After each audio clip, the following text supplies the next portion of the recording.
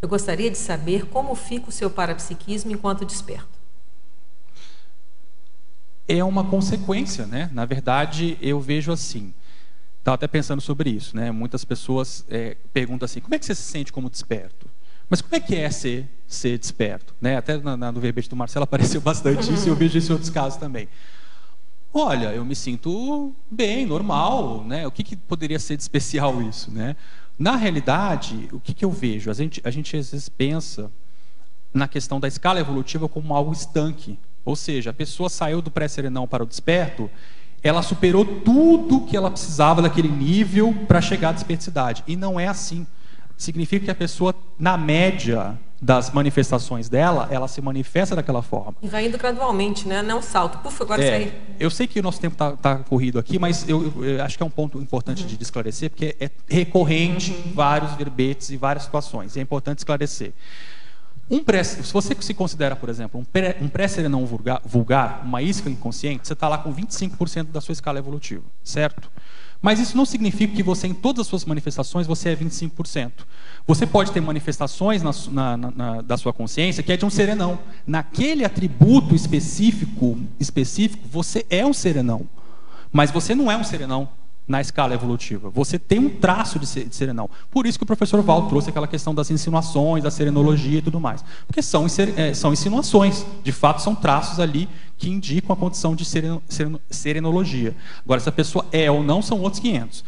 E outra coisa, o cara que é isca inconsciente, ele pode ter traços também de consréu. Também pode ter. Então, a média das manifestações indicam que a pessoa está ali, nos 25%, 30% e tudo mais. Com o desperto, a gente pode dizer que é a mesma coisa também. Agora, a diferença que eu vejo com a condição do desperto é que as manifestações dele já são mais equilibradas.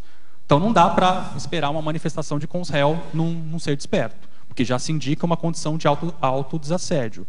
Porém, por exemplo, você pega ali, TENEPS, ele já domina totalmente a TENEPS?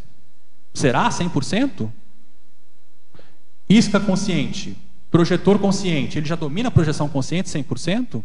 Então, isso varia de caso para caso. Há despertos que vão ter uma desenvoltura maior, outros menos, mas há uma compensação em termos de atributos. Então, por exemplo, um desperto pode ter mais facilidade para sair do corpo, pode ter mais projeção. O outro, ele pode ter mais domínio, desenvoltura com as suas energias, que aquele outro que sai do corpo com facilidade, mas não tem tanta desenvoltura assim com as energias. Mas uma coisa puxa a outra. Na média das manifestações, aquela consciência, aquele ser desperto, ele é desassediado, mas esse se manifesta dessa forma, aquele outro dessa forma.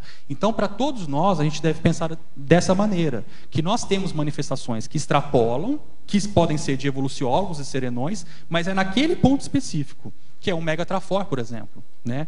E, ao mesmo tempo, podemos ter manifestações que são lá embaixo, né? E na média sai aquela pontuação. Isso é importante falar para desdramatizar a condição de não achar que a coisa é estanque, de não achar que a coisa não, a pessoa é desperto. Tudo então ele é superior em relação ao pré-serenão. Não.